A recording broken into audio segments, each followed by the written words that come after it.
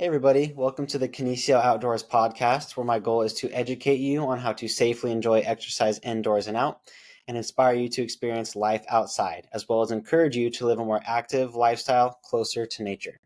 Today on the podcast, I have my younger brother, Nico. So thank you, Nico, for taking time out of your day to join me. How are you? What are you doing today? Got it. My name is Domenico Mengoni, but I go by Nico. I'm Stefan's youngest brother, youngest out of three, and I am an assistant civil engineer. So I'm on to become a civil engineer. I just need to pass a couple more tests, and I am 24 years old. I live in Idaho with my wife, Emily. We moved here last year for her job. She had a job in marketing, and we got married last year as well. We have a brand new baby girl. She is our first, so she was born in January. And I don't really do a whole lot other than just work and hang out with those two. Well, as a recent new dad myself, there's not much opportunity to do new things when you have a little one and a wife. But as you get more time, as Charlotte is more able to do things on her own, what are some of your hobbies and interests? And what are you going to get back into as Charlotte gets a little bit older? So I used to have a decent amount of hobbies in high school in terms of just I played a lot of sports all the time. But ever since I've been out of high school, because I was nowhere near good enough to be a college level athlete, we went to a D5 high school.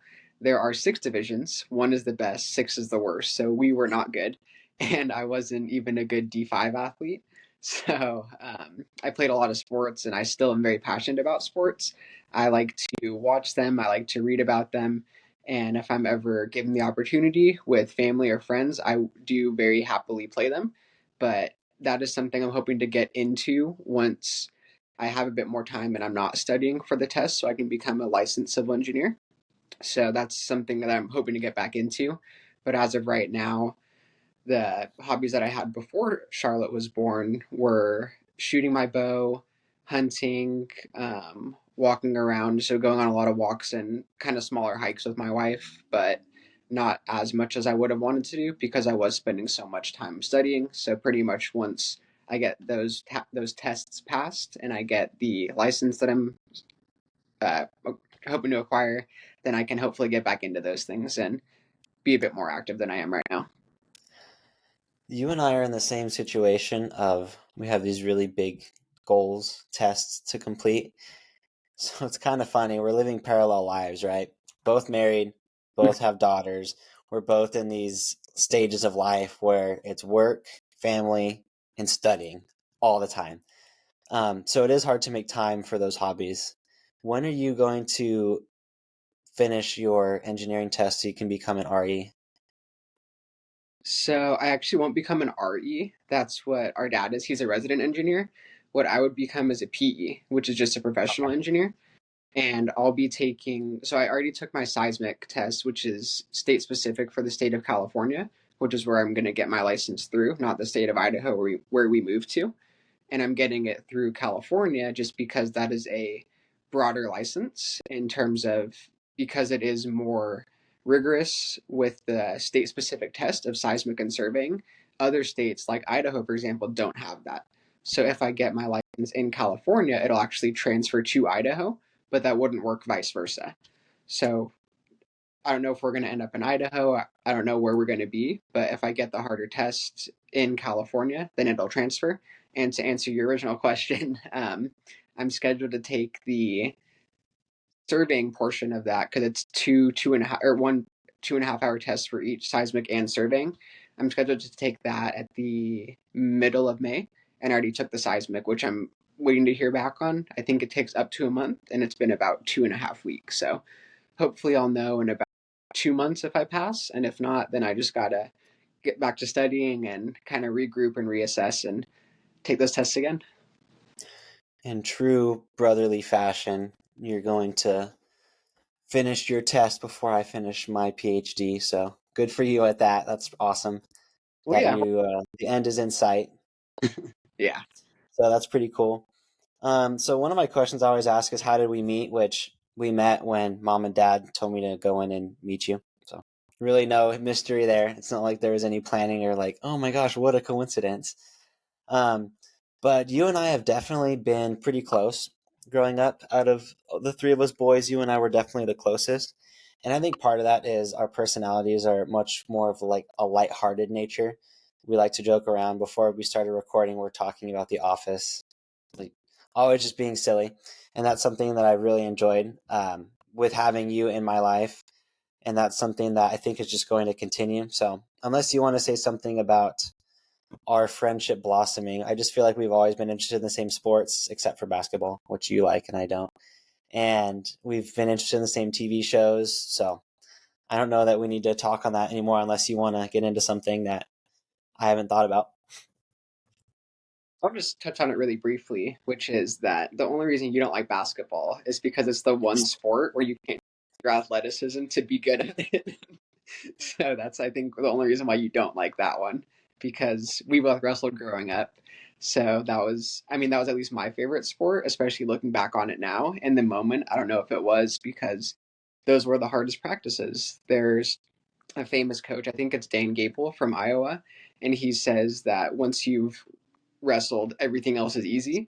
Yep. And it's true because it's the hardest sport to do in terms of, or I mean, UFC is harder because you include striking with that, but wrestling for amateurs and for kids is the hardest because there's so much cardio, there's strength, and there's a big mental aspect of sometimes you need to just want it more than the other person. And not to toot my own horn in any way, but growing up in wrestling, I was, at least in my opinion and dad's opinion, because dad coached us both, I was naturally more talented than you were at wrestling, but you were far and away the better wrestler because your hatred of losing overcame any advantage that I would have had or that some of your opponents would have because you would do whatever it took to win. And you guys would be exhausted, end of the match. He was better, but you were maybe a little bit faster, a little bit stronger, and you wanted it more. So you were going to do whatever it took. You would, if you were put on your back, you would fight like heck to get off of it, and then you would find a way to try to get out, or at the bare minimum, whenever the match was over, you would look like you won the match because the other guy would just be so dead and so done. So that was really cool. And in going with you saying how we had a lot of similar interests in sports, we did have a lot of similar interests. And I think that a big part of that was not to get all sappy, but because I did idolize you a lot because I really liked a lot of the things that you did, and you were very talented in your sports and really, really hard worker. So I wanted to try to emulate that, and it was a lot of fun for me to not only play them with people my age and with my friends, but to compete with you at home and to just have that kind of bonding moment that we would have growing up. So that's all I wanted to add about that. And that's deep. We could just end the podcast there. So, on that note, I think we should actually dive into that before we dive into fitness. So, one thing, because I'm getting PhD, you are trying to become a private, right? PE, private engineer? Professional engineer. Professional engineer, thank you. You're trying to become a professional engineer by the time you are 25, 26. Yeah. And I'm trying to have a PhD straight through taking no breaks while having a kid. You have a kid. You're trying to be a supportive husband. I'm trying to be a supportive husband. And one thing that dad always taught us is he always told us, and people are going to be upset by this, dad always told us, you're nothing special. None of us are anything special. But one thing that has always set me apart, so this is dad's voice, one thing that's always set him apart is he was going to try harder than anybody. He was not going to quit. And that's something that he taught us. And I think that's a large part of our success in a lot of areas in life is dad not letting us think that we were special and encouraging us that the only way to be the best was to outwork everybody. And you with your engineering, most people aren't as successful as you are at your age. Same with your college classes. I'm at the highest level of education, a PhD, and I am nearing the finish line every day. And I think part of that's because of that. Dad almost put a chip on our shoulder of like, you're not special. And he purposefully did that to encourage us to overcome. So some people are going to think, oh, yeah, your dad just hated you. Well, he didn't. But he wanted us to overcome any adversity. And neither of us have had anything that we haven't been able to overcome yet. And I think that's a large part of that. So, on that note, and change the topic from wrestling because we could get really sidetracked really quickly. With fitness, that's something that we've done all of our lives. Wrestling is definitely a large part of why we were so into being bigger, stronger, faster, tougher. And that's something that's played a big role in my life since I was 8 to 10. I can't remember. And you were, I mean, right there with me. So going through, fitness was something that I don't want to say came easy to us, but dad had weights, so he kind of showed us what to do. Um, we were always really light, so like push-ups and pull-ups were really easy when you're pretty light. But what is it that kept you to continue on your fitness journey after high school sports? And how do you, So not as much now because you're studying a lot, but through college you worked out a lot, you kind of watched what you ate here and there. What is it that caused you that motivation, and what is it that you enjoy about it? So maybe other people who aren't sure if they want to enter into weightlifting, like how has it helped you? yeah, so what I'll start with what got me into it, and that is what kind of continues to be my motivation today.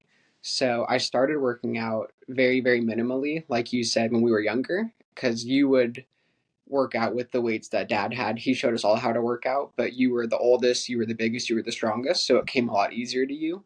And in terms of working out and weight sports in general, you were a lot more dedicated than I was. So you stuck with it, whereas I didn't. But once we got to high school, for your senior project, actually, which you could talk about this more if you wanted to, but I was kind of your guinea pig.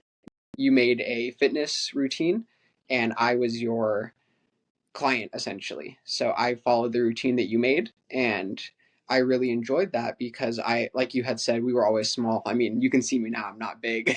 So I was small my whole life. And once I did start working out and trying to watch a bit more of what I ate in terms of, I have a really bad sweet tooth. So I was trying to eat a bit less candy and eat a bit more protein, eat a bit more healthy fats, and just a lot of food that my body needed to grow and to grow in a good way.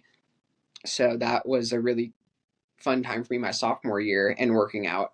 And I saw a lot of growth and a lot of benefits in it in terms of my strength went up very quickly and my size didn't go up very quickly, or I should say as quickly as the strength went up, but it did start to follow behind with the strength. So that was just very appealing to me to see that, because even though I do try to not focus on my appearance when I was in high school, like with a lot of people in high school probably, I really did focus on my appearance, and I was very self-conscious with how small I was. So as I started to get bigger and a little bit more muscular, I felt a lot more confident. And that just made me feel really good. And then I didn't wrestle my freshman or sophomore year. I worked out all of sophomore year. And then once you left, I stuck with it. So all of junior year, all of senior year. And then I was in soccer throughout high school, and I started wrestling again my senior year. So even though I had taken off about 5 years from wrestling, or sorry, I wrestled junior year, not senior year. Even though I'd taken off about 5 years from wrestling, I came back and I was still winning some matches, which with that much time off, I probably shouldn't have. But I did have that really good base foundation with dad and you in terms of all that time we did spend wrestling before I stopped for a few years. And with me, how much I was working out, I was stronger than almost everybody I went up against. So that was very, very cool for me because that just solidified what I was doing. Like, hey, I may not be able to work as hard as you are with wrestling because I did give up pretty easily a lot of the time. It's not a good trait, but it just is what it is what it was, I should say, because I tried to move past it since then. And I noticed that I was a lot stronger there than most of my opponents, and the same thing in soccer. And once again, not a big person, and I'm very, very slow. I can't overemphasize how slow I am, especially compared to you and our other brother.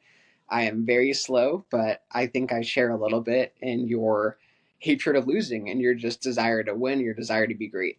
So even though I was a lot slower than the people that I would defend because I was a defender and a midfielder, I would keep up with them just because I did not want them to beat me. So I was smaller, so I would, grab on them, pull on them, and I would keep up with them by, by fouling a little bit. But that was also helped out by me being stronger than most of the people I would go up against. So that those 3 years of high school working out helped me in those of it, and those are my favorite areas of, or not my favorite areas, but some of my favorite moments of high school was having those really fun games and really fun matches in wrestling and just spending that time with all those teammates that I had.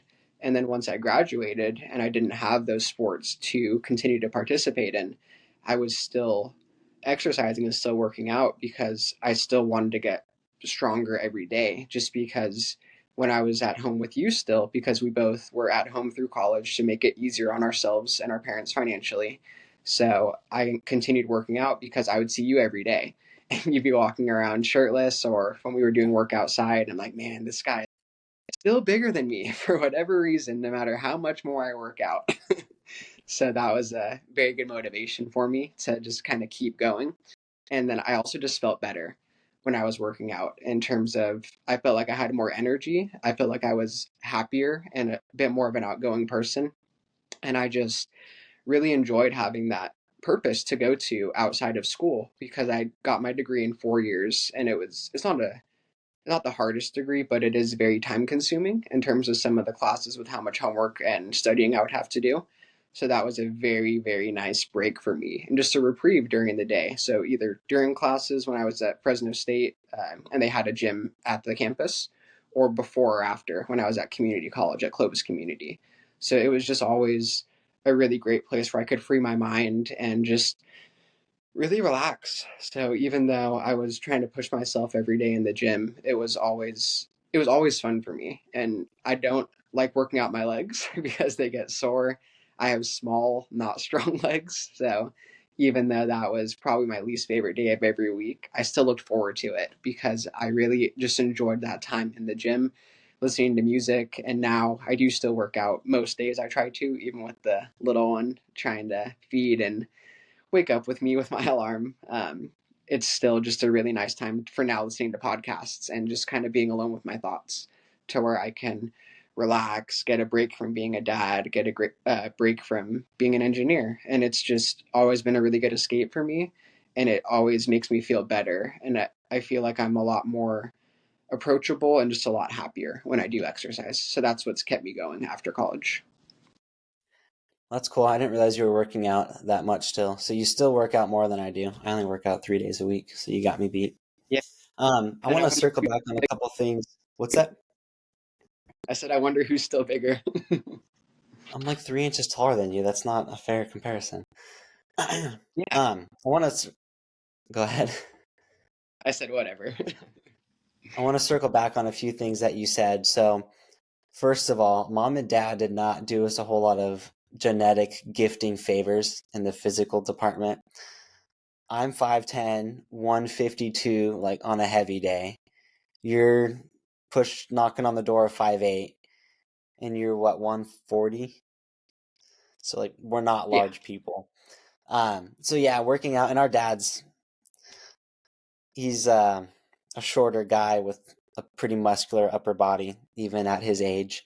So that's kind of like the culture that we grew up around is like you work out your upper body, you're strong, you're tougher. And we did a lot of manual labor. So being strong was really nice. It made chopping wood, using a chainsaw, things like that, shoveling snow way easier. Um, but a few things I want to point out is that you mentioned that you feel more confident and you also feel almost more at peace after working out. And that is definitely one of the many benefits of exercise. So that's something where you could even get that from going on. Some people get that from a run. Some people can do light calisthenics workouts. You like to push a little bit of weight. So that's definitely something that is a healthy reason to be working out. Trying to look a certain way is not always the best idea.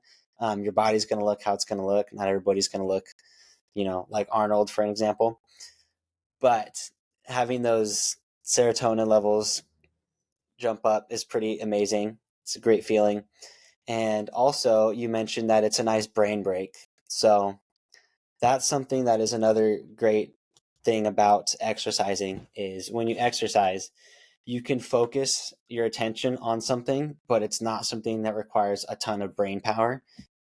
It just requires your focus, which is awesome when you're doing something challenging like studying for engineering classes, you're designing infrastructure for developments, right? Yeah. Yeah. So when you're doing design things like that, that's really stressful things. You really need to be very detailed.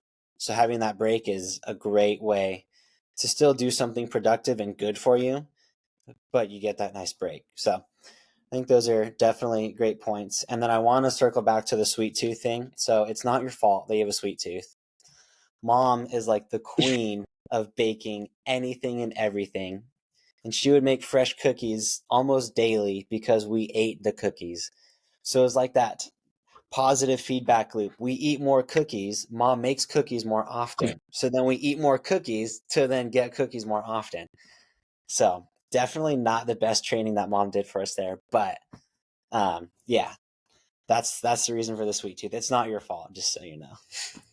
So that's the Well, little I reference will. to mom's abilities. Yeah, Go ahead. at a certain point in high school, or I think elementary, like seventh, eighth grade, mom kind of stopped making the chocolate chip cookies, like you said, every couple of days because we were just plowing through them. And this is where it was a bit my fault. So where I was like, oh, mom stopped making them. I guess I can do it. So then I kept the cookie jar full for us. Yeah, regardless if mom made them or not, once she got her cafe, someone was making cookies in that house. There were always sweets to Oh, be yeah. had in that house. So, yeah, definitely not your fault there. It's actually a wonder that none of us really are overweight by any means. We're actually all rather skinny because mom was just cranking Mhm. out the sweets and the very rich and savory foods. So, that is one blessing. That is one place where mom and dad gave us some pretty sweet genetics because pretty short and pretty light is not always the funnest when you like to wrestle and be macho. So, all right, we'll move on from that. And I want to get into kind of the main reason why I have you on the podcast. So, um, I'll do a brief introduction, and then I want you to go into why you started hunting and what it is that encouraged you to start hunting, your barrier to entry with hunting, how dad and I helped you, and then I want you to tell the story of your first elk hunt with us. So I'll start this with our dad always hunted. There's pictures of him taking me, or like pictures of him with animals in our place, with various old vehicles, and we're pint sized to big. Dad's always hunted. He's always been successful with hunting. We always saw it. I took to it, and I had no problem focusing my efforts on working out and hunting and taking that attention away from my schoolwork. You focus on your schoolwork and then weight training and sports, and then last was hunting. But you wanted to get into hunting when you were at the tail end of your college career, which I think I had a bad influence on that because during my master's, I went to Montana for about a month and probably wasn't the best idea, but I did. I got away with it. So that was cool. And that year, your dad and I were very successful, brought home a lot of delicious food. So I think seeing me and dad and seeing dad's and my camaraderie with that encouraged you to get into hunting. So I want you to mention kind of what you saw with us in hunting and then why you wanted to start hunting. And then I want you to get into your your planning of the hunting trip in Montana with us where you shot your elk and kind of some things that dad and I helped you with, some things that you didn't know, and some things to get yourself ready for the hunt. So while you do that, I'm going to run and go pee real quick. So go ahead. Okay, so I got started hunting my junior year of college. My first 2 years, like I touched on before, I was at community college. So I was at Clovis Community doing my undergrad for my civil engineering degree. And it was very, very time consuming, just in terms of how often I was either studying uh, at the library, in class, or at home. Like I would spend on average probably like 20 plus hours every week just at home studying. So it was just a lot of time doing that. But once I got to my second year, so my sophomore year of college, I actually had my first free day.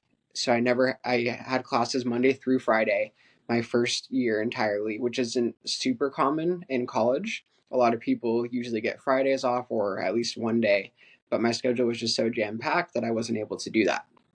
So my sophomore year, I did finally get a little bit of a break, and I had one day a week where I didn't have any classes. So during that time, I thought to myself, what would I like to do? So I was already studying a lot, and I would spend that off day, or I before, so I planned out summer what I would do during that off day. So initially, I thought that it would be a bit of an easier semester, but I was actually taking physics, and physics is not an easy class, as you know, because you took that too.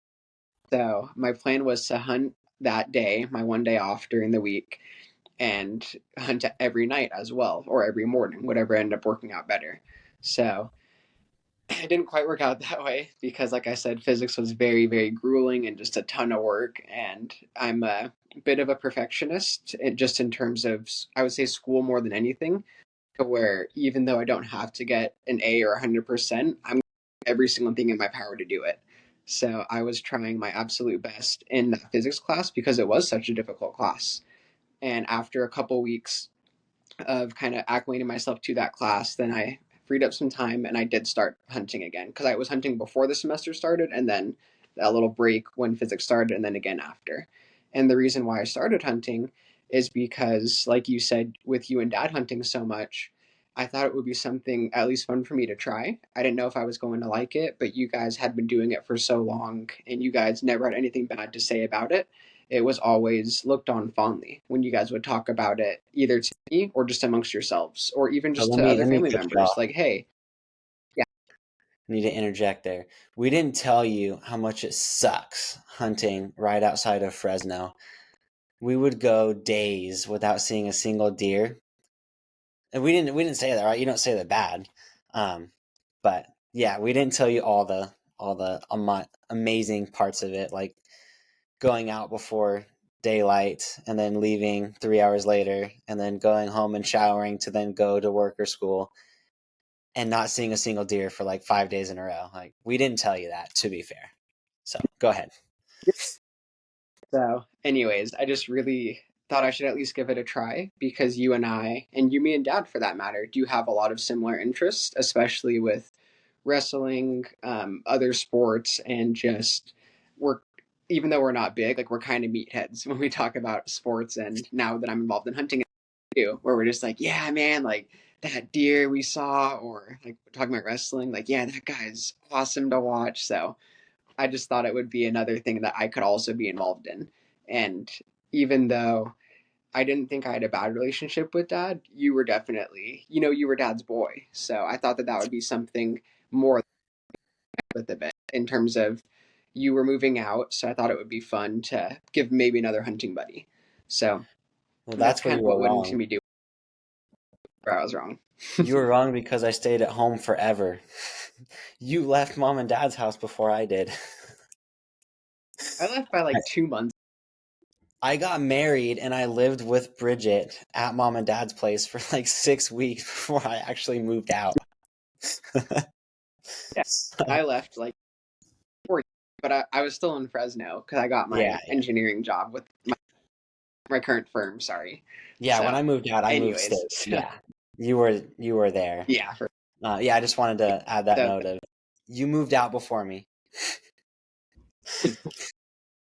yeah, but that's what got me started into it because I thought it would be another thing that I could have to relate to you guys with because I do like hanging out with you guys and talking to you guys. And that was something you guys spend a lot of time talking about and not just talking about, but planning, doing, and hunting isn't just hunting. There's a lot of scouting that goes involved into it to or beforehand to where you can hopefully have a successful hunt. So there's just a lot more that I thought would be fun to potentially do with dad or with you or even by myself because it seemed like I said, I'm always in a better mood when I work out. It seemed like you guys were always a lot happier during hunting season. So I thought it would be There's a something reason for good that. for The reason for that is Dad and I are so antisocial. And hunting season is a 3 month time span where we have an excuse to spend all of our free time not talking to anybody. And it's just like it's great. It's an oasis. That's a large part of it. It's that therapy. It's that Yeah. silent therapy.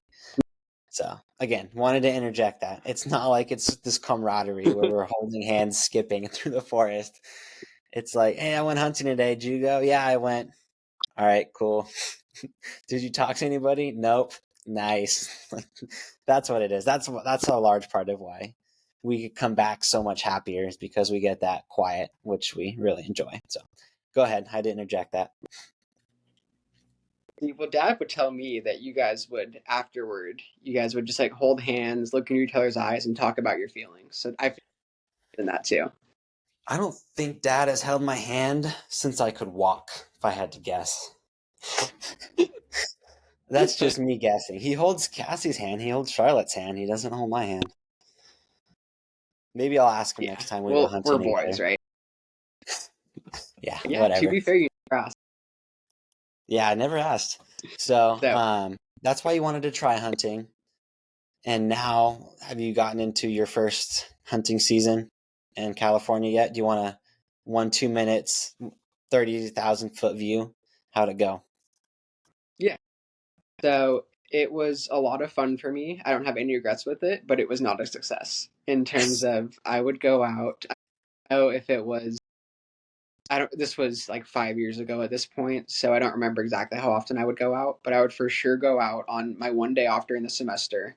And I would also go at least one weekend day, I think Friday and Saturday. So I would go at least 3 times a week, sometimes more. And I would go either, I think, yeah, I would go every morning. And then if I had time, I would go at night as well if I wasn't studying or whatever else I was doing with school. So I wasn't successful, but I would go walk the same area. And I didn't have time that summer to do any scouting because we were working at Mom's Cafe. So dad did a lot of scouting that summer because that's what he likes to do so he can try to have that successful hunt. So he gave me a couple areas where I could potentially go. And I walked it every day and I went during archery and during rifle. So in California, archery is first, early part of fall, late part of summer, and then rifle is very end of summer, very early fall. Yeah, So I was October. going every day with my bow, yeah, with my bow first and then with my gun. And I counted it and I don't remember what it was, but I think I saw 108 doe that year. Is it doe or does? I think it's does, but I don't think it matters. Okay, does. So female deer that year. I didn't see one buck. And where we are in California, there it is not legal to hunt does. You have to hunt a buck. So I couldn't shoot at anything legally, so there's nothing to do. But even with that, I still had a lot of fun with it and there were no regrets for it for me. I had very cold toes once it got to the late part of the season, very cold hands, but it was a lot of fun just to go out, walk around, walk slowly, kind of actually be out in nature and just enjoying that time. So even though it wasn't a successful year, it was successful in terms of it showed me that this was something that I could really start doing and start enjoying. So I'm going to interject before we move on to our Montana trip. You've been hiking with all of us, so mom, not really as much mom, me, dad. You've gone hiking with Emily a bit. What is the difference, in your own words, in hiking and being in nature versus hunting and being in nature? What would you say some key differences are? What are some differences in things that you see? And what are some differences in how you feel? Got it. Well, the biggest difference is that one of them, there's always the potential where you could shoot something if you're hunting. So I'm a little bit, I don't, I'm definitely a little bit antsy. I'm like do something. That's probably the biggest difference for me is just the possibility and the opportunity that I could, harvest an animal and then have that food.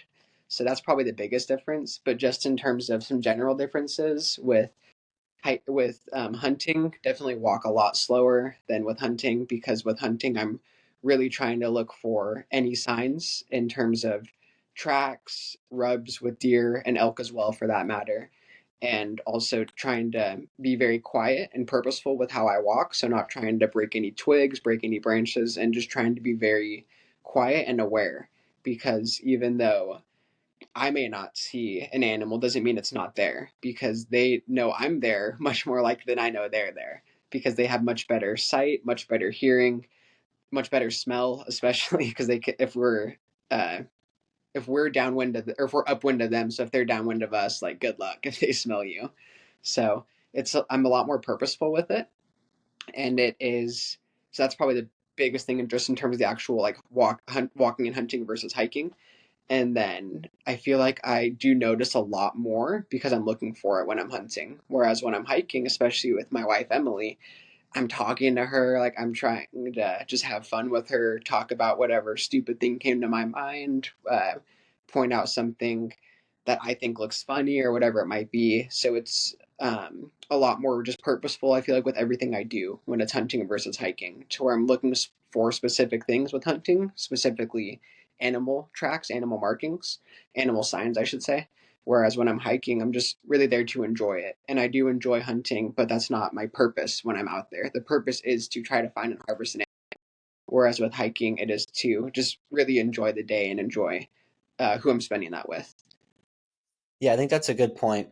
Um, a lot of people think when I'm going hunting, like, oh, you're going hunting, you get this nice vacation. I'm exhausted after I go hunting all day because I am so keyed in to every sound, everything that I see.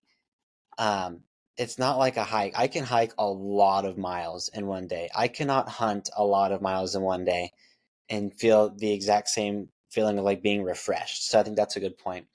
So let me ask you this. Did dad go with you, or how did dad help your growth as a hunter that year you hunted at home?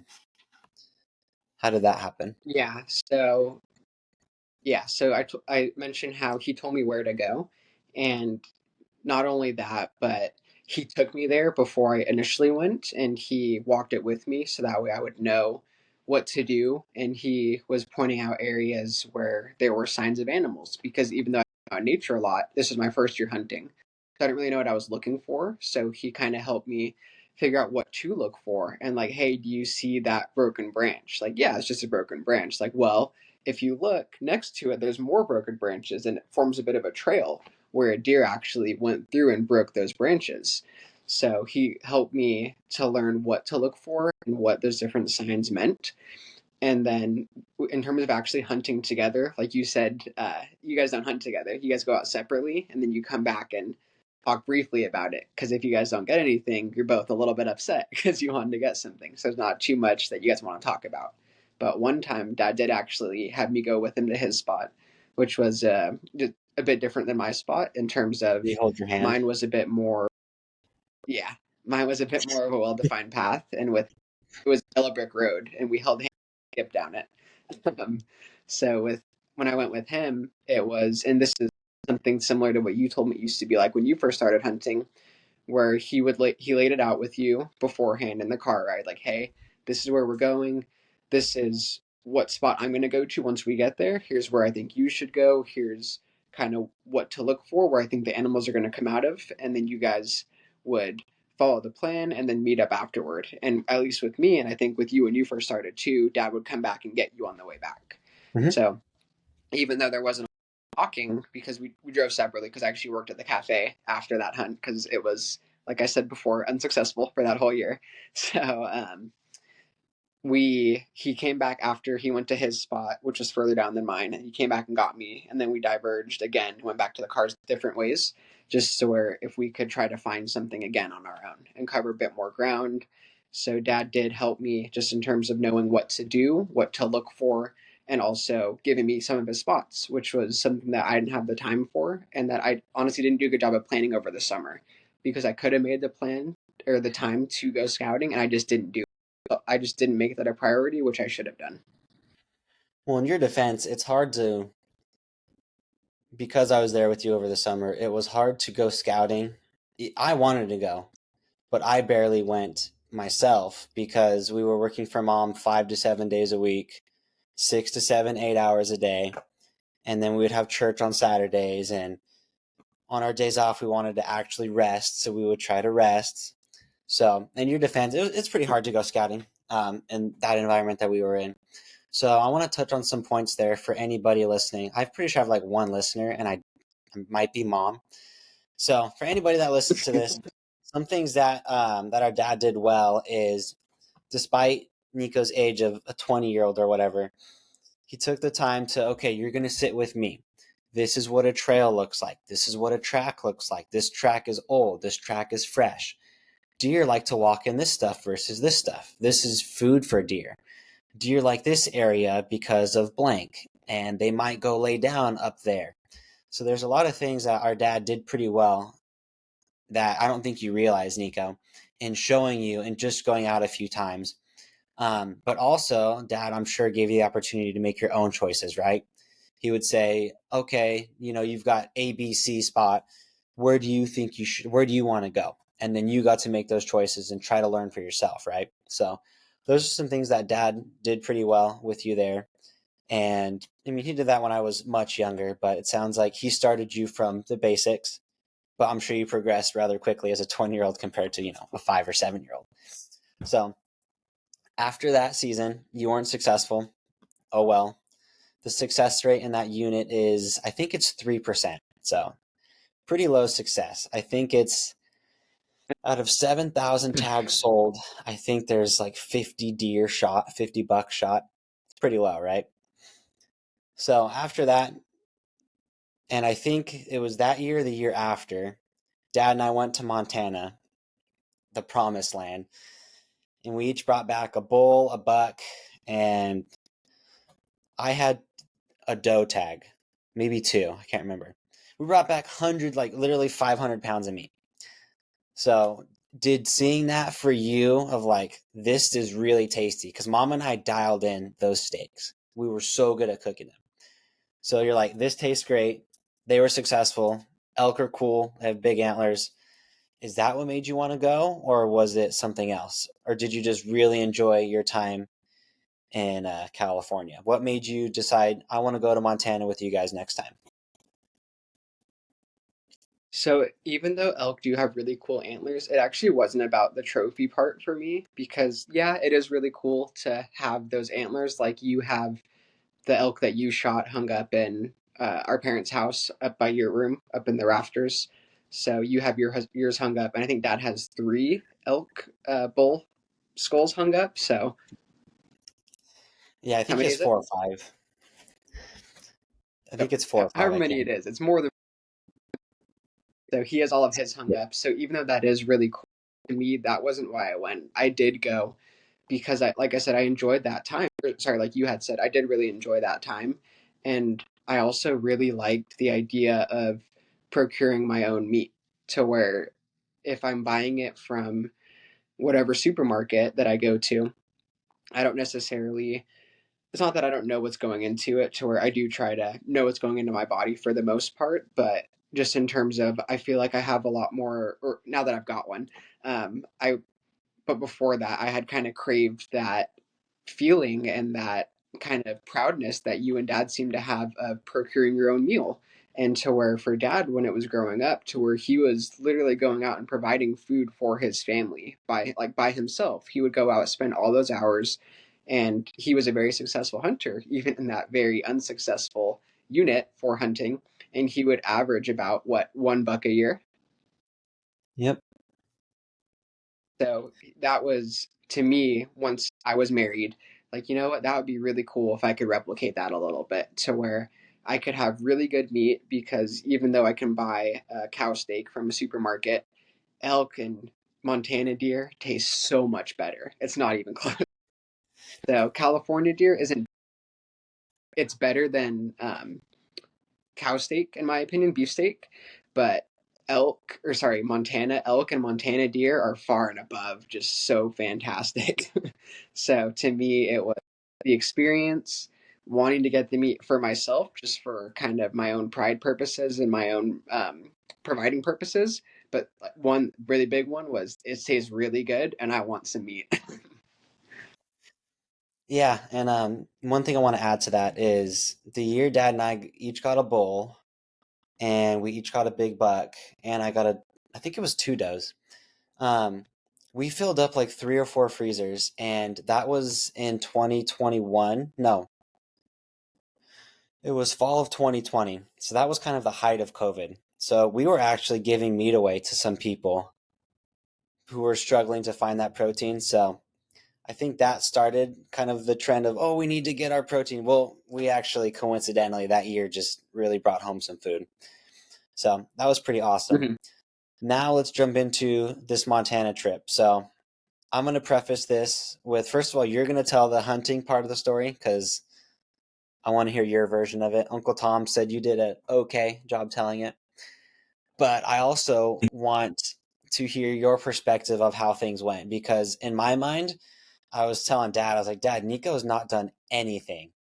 Like, I picked out your bow, I built your arrows, I tuned your bow, I sighted your bow in so it was close for you. I did the same for Dad's bow. He didn't touch his bow until it was like a couple months beforehand. I picked out a release for you. Like, I did all these things for you there. Dad and I told you, you need to buy this point whenever. We're putting in for tags this day. This is our party number. So in my mind, I was like, man, Nico didn't do anything. This dude's spoiled rotten. But I want to hear from your side of what went into it for you. What are some things that Dad and I did well so that way you were able to go and be successful? And don't say like, oh, they did everything. So everybody who wants to try hunting, just find someone who will do everything for you because they won't.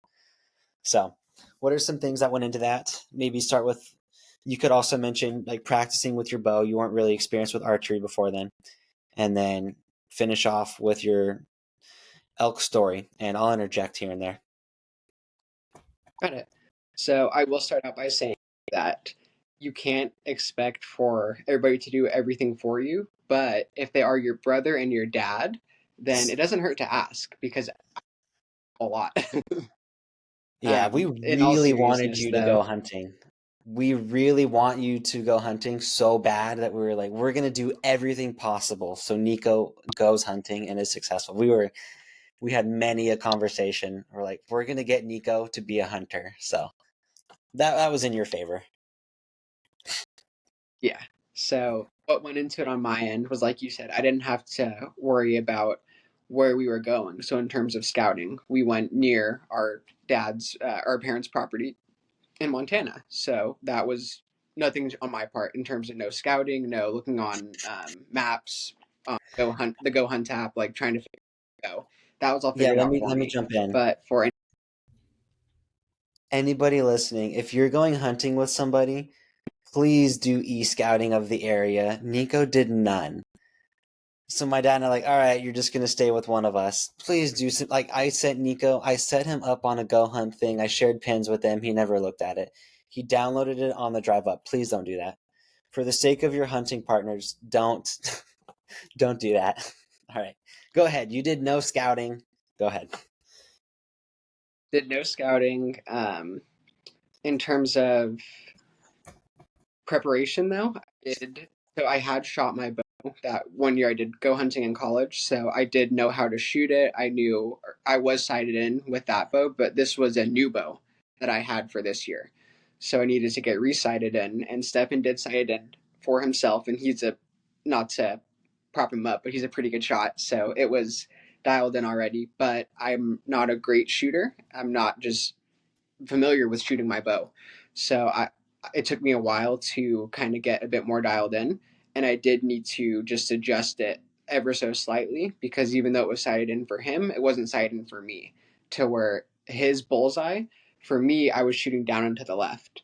So I just needed to update it and just practice. I think I was practicing every Saturday and every Sunday for a couple months leading up to it because I didn't have time after work because with my company we work 4 9 hours, 4 9 hour days Monday through Thursday, and then 4 hours on Friday. So I would go on Fridays when I had time, but we had a very busy year to where I was working a lot of overtime on Fridays trying to get submittals out or just trying to not fall behind. That way we were trying to meet our clients' needs and our own internal deadlines and submittals.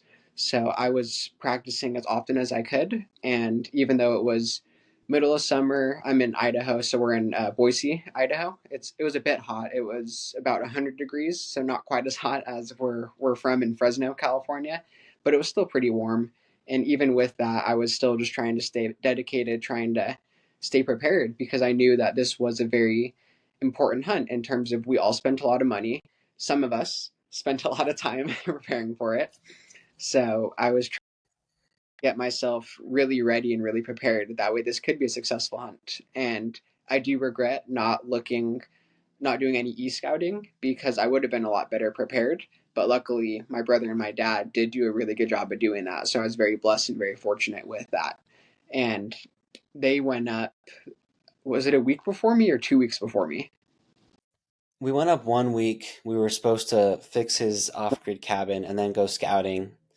And then in true Mark Mengoni fashion, he just worked me till I was exhausted. And then we didn't do any scouting until Friday night. Season opened Saturday. We went scouting for like 2 hours before dark. It was something. But yeah, we were there for a week beforehand, like 9 or 10 days. Yeah.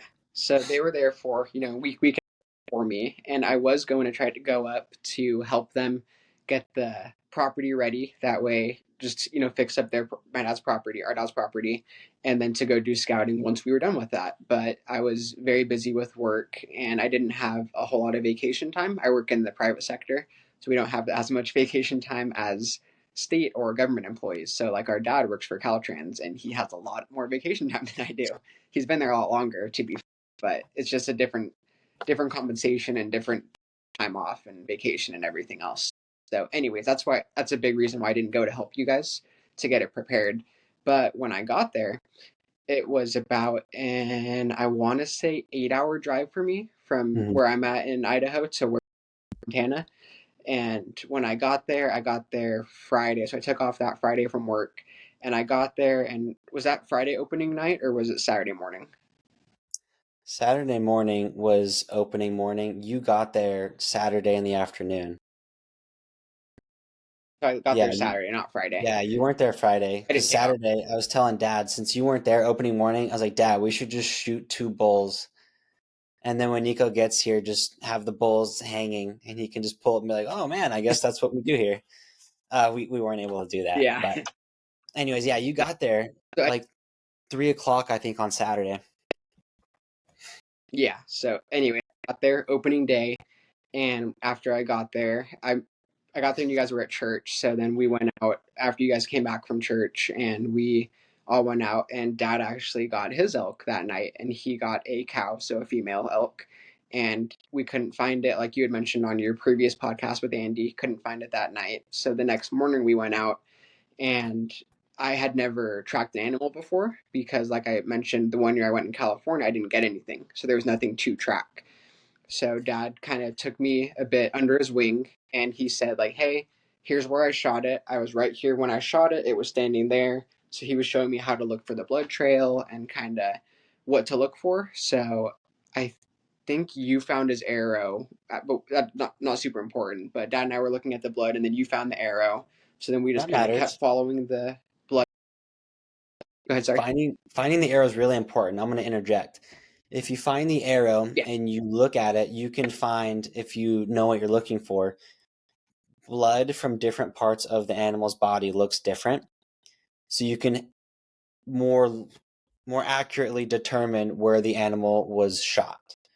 So if you hit it in the lungs, it's going to be a brighter pink and there might be some bubbles because there's oxygen in the lungs. If you get a really, really dark color, it's probably going to be a liver. Um, Dad had a full pass through, so the whole arrow had blood on it, and I think it was, I couldn't tell what it was because it was the next morning, but it was a little bit darker of a blood, so we were thinking maybe it was a liver shot. But finding the arrow is actually really important, and finding the arrow had passed through. Now we know there's going to be two holes. If you don't get a pass through, let's say you shoot it and you're on the animal's right, then you know you can only look for blood on the right side. So you can tell which direction the animal's going if you know where it was and the blood is on one side of the trail, for example.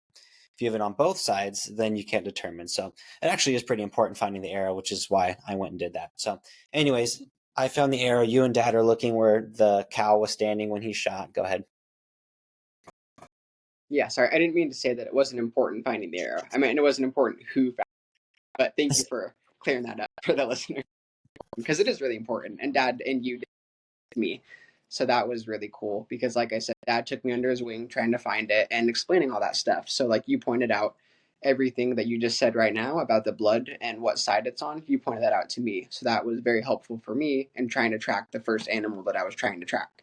So, Dad and I went, and then it's also very important if you're a new hunter to pay attention to everything you can after you hit an animal. So after Dad shot it, it was getting close to dark, but he was listening very intently, trying to hear where it was going.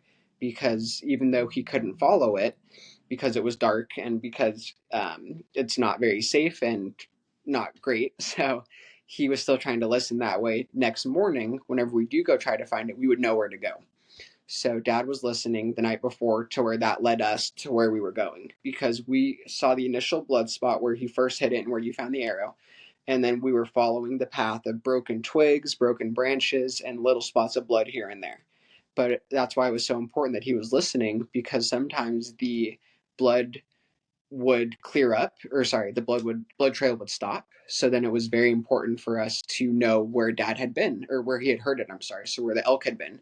So then we were going, and then we were putting sticks in the ground, so just markers wherever we would last find blood.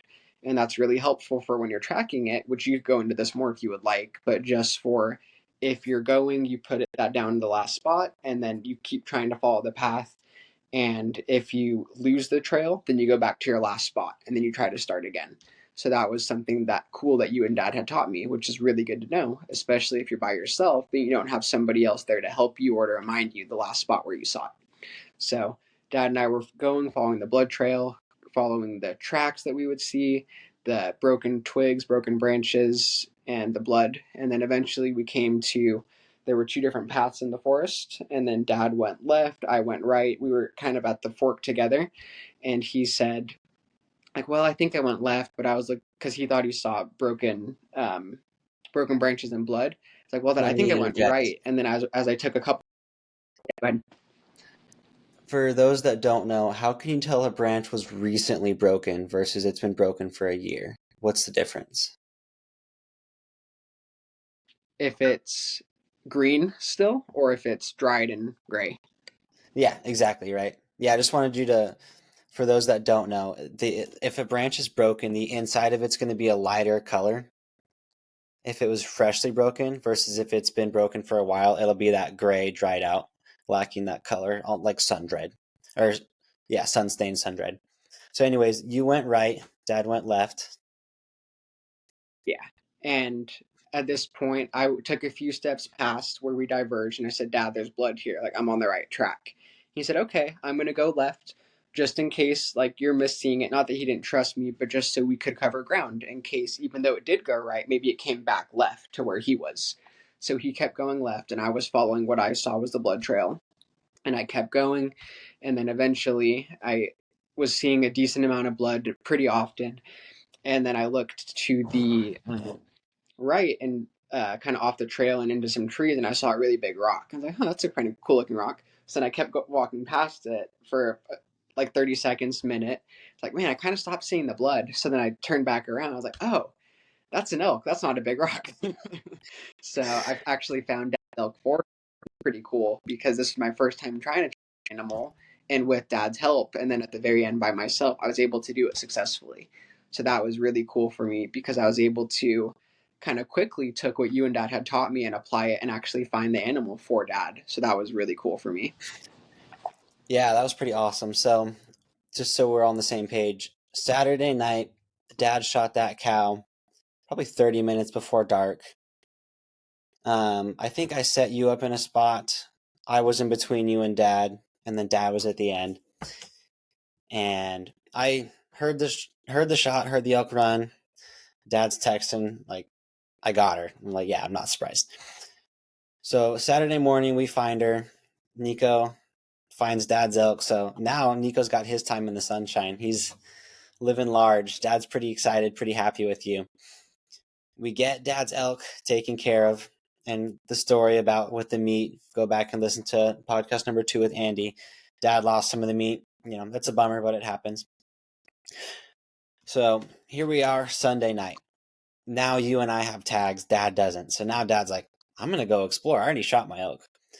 So I'm like, all right, Nico, I'm going to put you on the trail. There's going to be an elk here tonight. I can feel it in my gut. And the whole time we were there, Dad and I were like confidence machines. We're like, something's happening. Dad knew he was going to shoot that cow. I knew you were going to see an elk Sunday night. So I set you up, and I'm kind of like Dad did. I think the animals are going to come from here. I'm going to be over there. See ya. So what happened Sunday night? So Sunday night, I was closer on the trail from where we walked in, and then you were further. So I was Mm-hmm. set where you said I was, like right next to a path, and it was getting close to dark. I was waiting around for a while, and eventually the elk finally did come from where you guys said it was going to come. And it was a cow elk. It had two babies behind it. So just in terms of my own ethical thought process, I felt nervous to shoot the cow. So I was like, well, it has not one baby that it's trying to help survive too. I was like, well, I feel kind of bad about shooting this elk, but then I was like, that elk tastes really good, so maybe I'll just shoot it. So it kept And let me walking, getting close. interject. Yeah.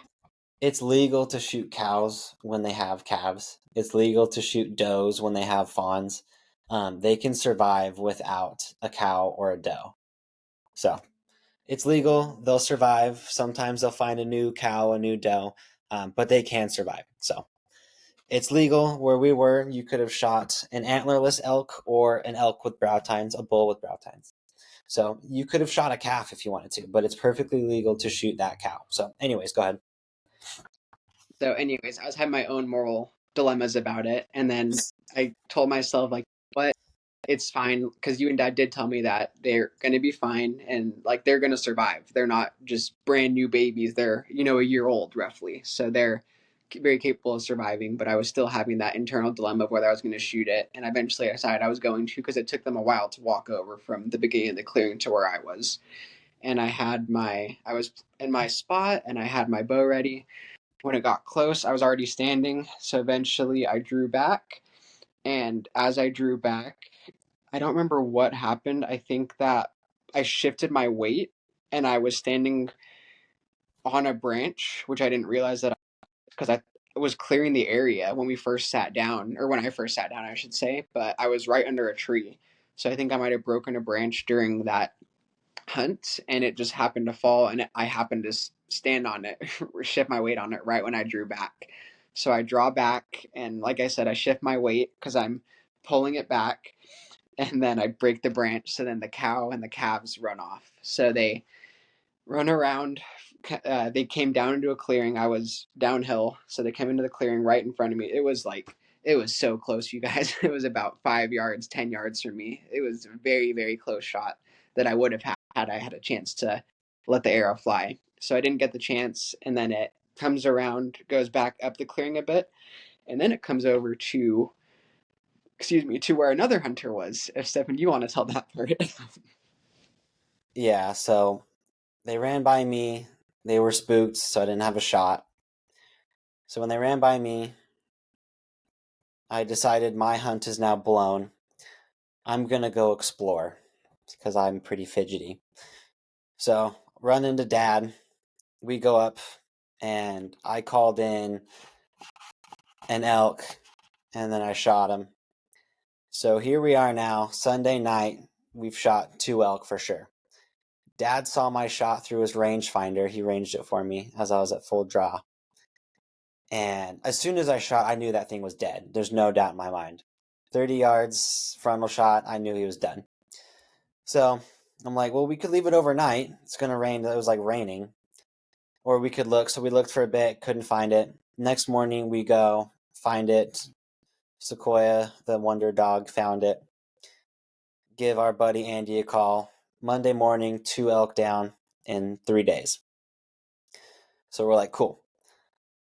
So now it's Monday night, and Nico sees Dad and I 2 nights in a row get 2 elk with our bows, which is no easy feat. And I'm like, Nico, we're gonna get you something tonight. And Nico's like, well, yeah, okay, we'll see. I'm like, no, I know what we're gonna do. I've got a plan. So then I got you pretty into it too. With my confidence, I talked you into being like, oh, it's happening tonight. Tonight's the night for sure.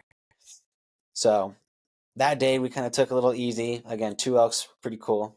We don't drink, but like, crack a beer kind of thing. And we go out that night. We go to our super secret new spot where I called in my elk. I'm like, something's here. And why don't you take it away? Bring us home for this podcast. What happened when we set up Monday night? Got it. So we all in the super secret spot, and we're spread out. When we first get there, you and Dad are telling when the first there, like, here's what to expect. Here's where we think the elk have been coming in. You can see the tracks, you can see the trails. This is more or less what you can expect. Obviously, you can't know for sure what's going to happen, but looking at those signs, looking at just patterns from the elk, you can more or less determine where's a good spot to sit, what to look for, and when and where they might come out. So we were sitting there uh, Monday evening, I should say, and then we were waiting. You and Dad were calling back and forth to each other. You with the cow call, Dad with his bugle, trying to call in the elk or call in a elk. Go ahead and correct me. That's backwards. I was cow calling and bugling. Dad was cow calling. And Dad was sitting right Oh, by I you, forgot right? you were doing both. I was way away from you. So this is a tactic if anybody's interested. They were uphill, closer to the edge of the timber. There were some small saplings, like ponderosa pine saplings. And I was like 40 yards further down in my own little set of saplings in this clearing. And I was laying down, calling, cow calling, bugling, and then I had an old elk scapula that I found one time, and I'm just raking on a tree. So I was doing that in hopes of if an elk thinks there's elk where I'm at, they'll walk past Nico. So I was thinking they'll walk past Nico towards me, which was the purpose of me being at that distance away. So Dad was near you. We were doing calling for, gosh, hour and a half maybe. Yeah, probably. Yeah. So, anyways, we're calling for a long time, and I'm about ready to fall asleep because I'm bored. So, anyways, go ahead. So, like Stefan said, Dad was right next to me. I thought that you were just doing the cow call and Dad was doing the bugle, and I'll explain why in a second. But anyways, so I was right maybe 10 yards below the path where we thought the elk were going to come out on. And then the tree line was, I ranged, I think it was 50 yards above me. So the elk was, oh, and this is something important if anybody's new to hunting, is whenever you do get to your spot, and Stephen, please correct me if I'm wrong, but to just range all around you. Yep. Because even though if you think where the elk's going to come out, you don't actually know. So I thought it Mm-hmm. was going to come out on this path, but I was all around me just so I could be prepared and pick a certain spot, pick a little tree, pick a bush, pick whatever, and range that to where, and range different things at different distances so you can try to gauge how far it is if the elk comes out at different spots. Yep. That's a So, hot tip. That's a really good anyways, tip. so that's all from you and Dad. So there you guys go, teachers of the year. So Dad and Stefan are calling back and forth. Stefan's bugling and cow calling. Dad's cow calling. And then, like Stefan said, getting close to dark. I think it was about 45 minutes till dark. And then I see from the tree line, I see a couple of really big antlers. So then being this is the first time I've been hunting, and I see something that I can legally shoot other than the cow that I scared the night before. So I was very, very excited. So even though I didn't want to freak out the elk, I was trying to motion to Stefan because Stefan had stopped calling at this point in time. So I wanted him to start calling again. So I stood up and I'm making sure the elk's past where it can potentially see me. So I'm like waving at him, freaking out, being all frantic, which you shouldn't do, by the way. But I was very excited, trying to get his attention. So then eventually I'm doing this to him. I'm trying to say antlers. So then Stefan thought it was deer. He thought it was deer antlers, so a buck, but it was an elk, and that's like I would have been excited either way. But I didn't know how to do like deer versus elk antlers with my hand, so maybe I should have just done like two to make it bigger. I don't know, but anyways, so saw the bull elk, and then it's coming. I let dad know there's a bull elk. So he calls a little bit, and then Stefan's calling. The elk walks all the way along the timberline, and this is, like I said, about 50 yards or 40 yards above where I thought it was going to come out, because we thought it was going to come out on the trail, but it's way up here on the tree line. So it comes all the way around, and then Stefan's doing his cow call because he knows that it's a male at this point. So do the cow call because you want to try to draw it in, try to lure it in. So eventually it gets towards the edge of the tree line, and Stefan's still calling, and the elk makes a dead sprint towards Stefan. So it is absolutely running at Stefan. Stefan made some very, very sweet sounding calls to where that bull elk thought that he was going to good night. So he comes over, comes barreling at Stefan, and once it's past me, I stand up and I'm at full draw. And I'm waiting for it to come out of, it's behind where it's going towards Stefan because it starts to slow down as it gets near him. So I'm at full draw and it starts to slow down, but it's behind some bushes from my point of view. So I'm waiting for it to get out of the bushes so I can get a clean shot. And then eventually, right, and this is something that I didn't know. So if anybody else is new, that's something really good to know, is that I would have needed to let our dad know, because he was the one calling for me. Like, hey, I can see it, call right now. Or even me myself, make a sound. Because I don't need an actual elk call. I could just do a little sound to get the elk to stop and look at me, whatever it might be, to where it makes it a clean shot where the elk is standing still. So luckily, even though I didn't do that, I didn't think to do that because I was very amped up and very nervous. Right when the elk got cleared for a shot for me, dad just at that exact moment happened to call. So the elk stopped. I was already at full draw, so I let it fly. And I didn't know how far it was, and um luckily I hit it. So I let the arrow fly and it goes through, and I can hear it, Dad can hear it, seven, we all hear a thwunk. So I thought, because I was so nervous, I thought that I missed it actually, because it was right in front of a tree. So I thought that was the sound of the arrow hitting the tree. But after the elk runs away a little bit, it kind of stops. So then Stefan calls it, and then he actually shot it as well because he saw that I had shot it. So he said, okay, Nico hit it, because Stefan was, 5-10 yards away, ready to get assaulted by this bull elk. So he knew that it was injured, so don't want to be unethical. So we want to kill this animal, dispose of it, or end its life properly, not have it suffer and go die off where we can't find it. So you shot it as well. And when I get down to you guys, I go, "Oh, you shot it, cool. Like, I missed it, but I'm glad you got it." And you say, "No, you hit it." I said, "Are you sure?" So then, yeah, like I was 10 yards away, I saw it.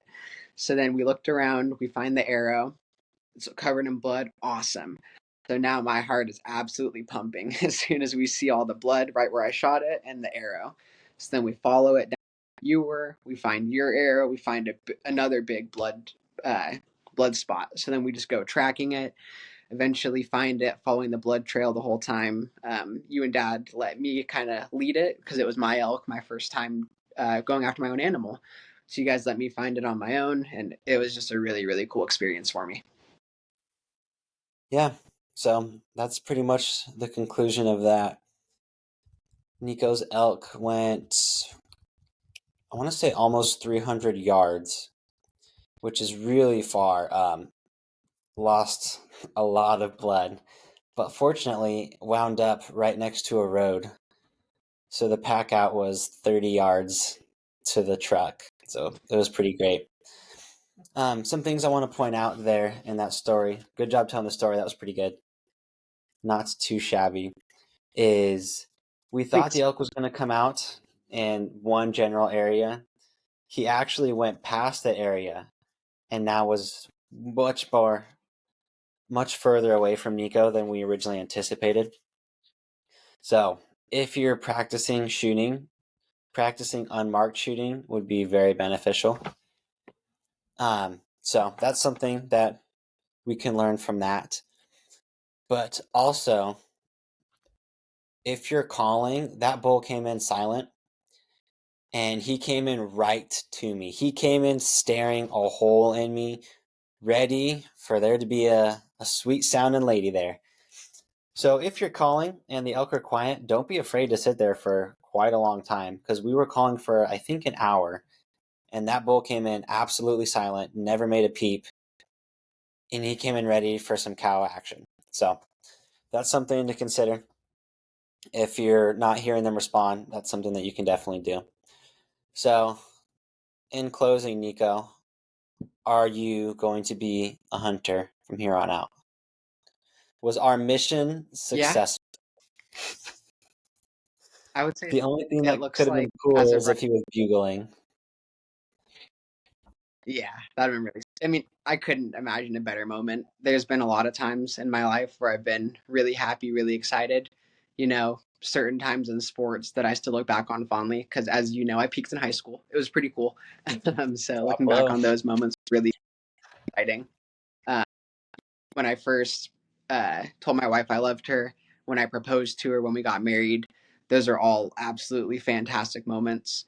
But there is just a completely different feeling to where when you shoot your first elk or when you shoot your first big game animal, to where it's a completely different feeling, and it is something that I can still look back on and know how I felt in that moment, and it's something that I definitely crave and that I'm excited to do again.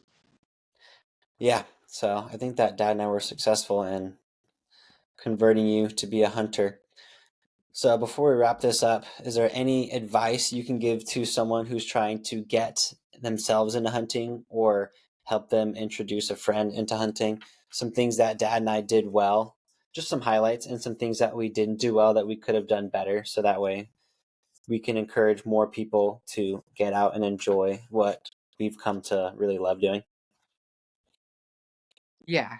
So, in terms of if you're scared about getting started, I would say go into a local store, so archery store, rifle store. I haven't been into a lot, or even just your local Sportsman's Warehouse or Cabela's. And everybody that I've encountered, even though I don't dress the part of somebody who is a typical hunter in terms of like work clothes, I usually come in looking a little bit nicer after work.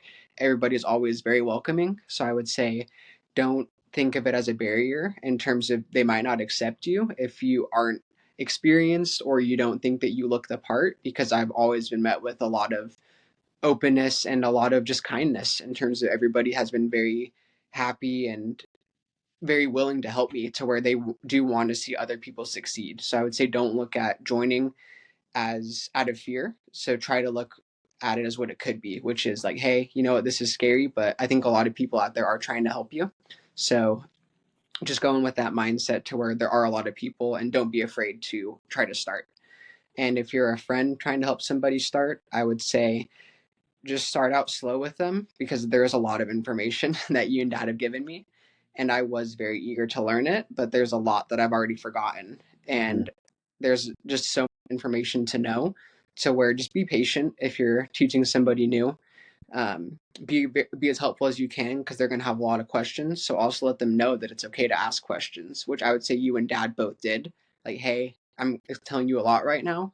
Stop me, slow me down, ask me to say it again if you need that, because there is a lot of information and it's stuff that I don't know. So it was, I would say, very helpful for you guys really encouraging me to ask questions and to make sure that I understood what you guys were saying and to actually replicate it myself. To where when I was first shooting my bow with you, I would shoot it and I would hit wherever on the target, hit it in this center circle. You'd say, okay, good. Let's see if you can do it again. So not just be able to do it once, but able to consistently do it. So not just with shooting, but in terms of seeing signs, what direction is the deer going? So look at the print. Is that print going this way or going the other way? So just always encouraged to ask questions was I thought really good. And I don't really have any complaints from you guys teaching me because I thought you guys were very helpful and just really understanding that I was a bit behind. So just trying to help me out the best you guys could. And as always, it doesn't hurt when you have success after being out there for 2.5 days, does it? It's pretty cool to go out there with no work put in except for the shooting. Show up, find one elk for your dad, go out, have your brother shoot one the next day, and then shoot your own the third day, and then have your brother shoot a deer a couple days later. because I only gave myself a week for this trip because, like I said, I didn't have a whole lot of vacation time for my company. So I made the most of my 1 week. So that was really cool. Yeah, and you shot the biggest one, which is so funny. The guy that put in the least work comes home with the biggest prize, most food, and some pretty unique looking antlers. Yeah, like a unicorn, where one Yeah, of them's where it's supposed to be, the other one's a bit more right here. towards the forehead. Yeah, that's right. All right. Well, thank you, Nico, for joining me on the podcast. Unless you have anything else you want to say, I've created a new sign off. I think it's pretty. I think you'll like it as a former physics student. So, unless you have anything to add, I know you're not into Instagram, so people probably aren't going to follow you because you're not really active on it. Unless you want to plug your Instagram in. Yeah, I didn't think so. So yeah, that wraps up this podcast. And remember, everybody, as Sir Isaac Newton once said, an object in motion stays in motion. So keep moving, everybody.